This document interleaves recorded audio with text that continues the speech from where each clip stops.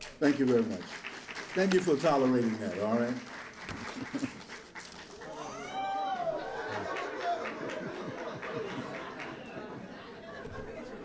Oh, wow.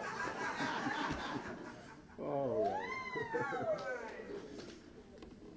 Good evening again, ladies and gentlemen. To all my classmates, those other grads and former students of the great William Hooper Councill High School, and especially to the teachers, let's give them a hand again, okay? Please.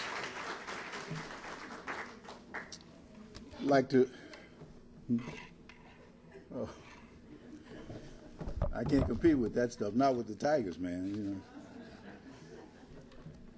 But I'd like to give a special thanks to all of you for thinking this moment important enough for you to come out from your busy schedules, to take from your schedules to celebrate this milestone, to reflect on our shared history and to give thanks and your blessings. Thanks for our blessings, rather. I realize that your hearts are heavy, as is mine, with the loss of some of our beloved members. And Carolyn did such a wonderful job in reminding us of them. It's hard for me to think of this program tonight without Paul Blackburn.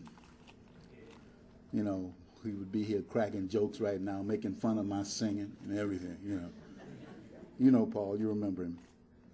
I'm reminded of Paul, too, when I think about those people downstairs right now, Those people downstairs. Okay. We would never, ever, ever be anywhere but above them, okay?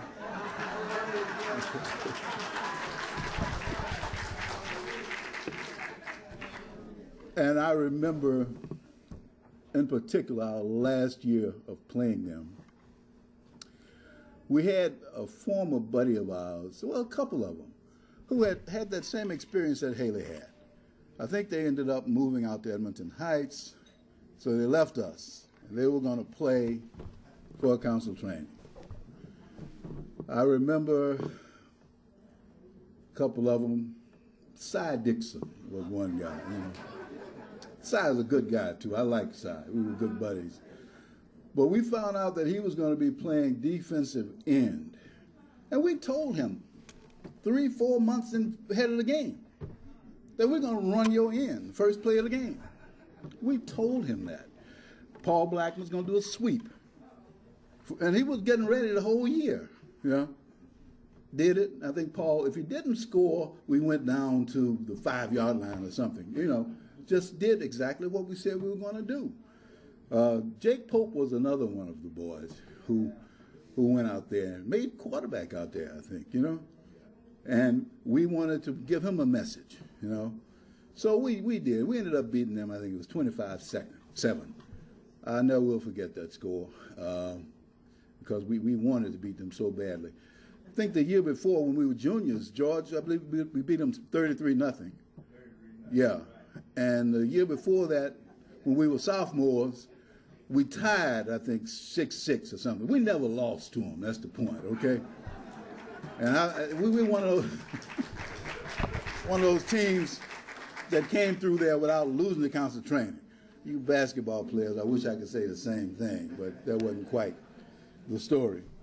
But Paul Blackburn always comes to mind when I think about great high school. He was maybe one of the best schoolboy athletes I ever saw in my life, and it's a shame that he didn't take that further, but he was one of the greats. I think about Thomas Jones, who Carolyn mentioned also. Piccolo, Piccolo should be here wearing all his gold tonight,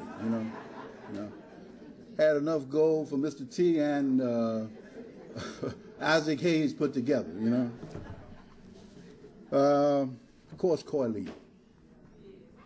He would be lighting up this room with that inimitable smile of his, a guy who would give you the shirt off his back. Wonderful, wonderful human being.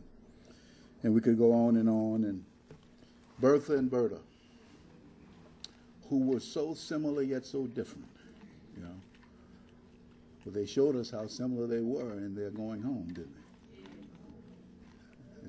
The way it happened, you know, was just so so natural, so perfect. But I'm not here to talk about that. Carolyn did it and did it beautifully. We all know the famous saying of Thomas Wolfe, the great American novelist, "You can't go home again." And frequently in waxing nostalgic, we accept that phrase as absolute truth. And of course, we've all seen the dynamic changes wrought in Huntsville through the years. The map of the city, the landmarks that we knew back when were long gone. Homes and church streets, I'll say politely, Negro Maine. You know you didn't say that. You know what you call them. I think about places like Tolliver's Cafe, where they made the best hot dogs in the universe. And if anybody knows the recipe, please tell my wife before we leave here tonight. You know, they just don't make them like that anymore, anywhere. The Elks Club, where I tried to learn to play this great music, where I heard greats like Alma Haygood play. I can't go there anymore and expect Jip to meet me at the door, you know. I can't go to Alpha House and expect Paul Reedus and George Goodfoot Kelly and Ira, my buddy Ira. Paul, you know him, good 10th Cavalry Hill buddy of yours, right? He would always greet me. It's like Ira just knew clairvoyantly when I was coming to town. And he would be there at Alpha House. See, Ira liked to talk about one incident that gave me a certain amount of notoriety, of fame. You know, I was a lineman on the football team. I didn't get much glory, you know. George Kelly, quarterback, Willie McCraighead, Coy Friend, Paul Blackburn, they ran the touchdowns, you know. But when I had a chance to get some glory, boy, I wanted to get it, you know. There was one incident that people recall in Tuscumbia. We beat, Trenton was always a rough team too. And we went down there. I made a dramatic tackle. There was a guy who was running the ball back from the kickoff. The game wasn't in jeopardy or anything, and there was no score or we were ahead because we won the game 14-0. There's a story on that, on the pictures George has put over there, that game. There's a story from the Times. But the thing about Ira would always embellish that. He made it much greater than it ever was, and he knew I loved it when he did that, you know.